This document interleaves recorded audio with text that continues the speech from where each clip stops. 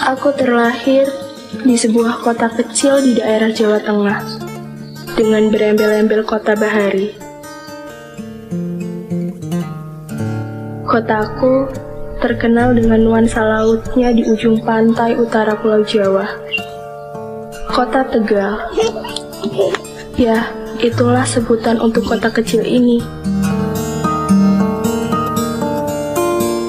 Oh iya, namaku Sumirah. Aku sangat suka menari. Akan tetapi, aku hanya menyukai tari bergenre modern.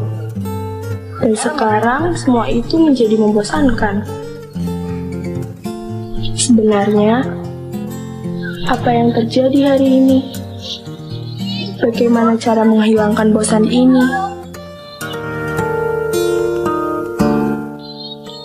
Tanda tanya besar di kepalaku, berputar-putar seperti roda sepeda yang sedang dikayuh. Tiba saatnya di mana aku melihat seorang gadis sedang menari dengan cantiknya di tepian pantai. Ada rasa di mana aku berpikir bahwa ini yang aku cari. Tarian tenang dengan gerakan yang cantik menggambarkan seorang wanita yang lemah lembut dan terhormat. Tari Retno Tanjung namanya. Tari Retno Tanjung merupakan tarian putri tunggal asal kota Tegal yang dapat ditarikan berkelompok maupun individu.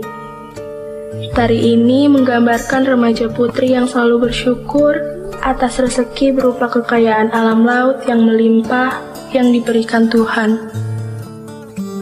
Tarian ini diciptakan pada tahun 2007 oleh seorang guru seni budaya di SMA Negeri 1 Tegal bernama Endang Supatmi. Makna dari kata Retno Tanjung yaitu Retno yang berarti permata dan Tanjung yang berarti daerah lautan. Maka disimpulkan tari Retno Tanjung adalah tarian putri yang berasal dari daerah lautan.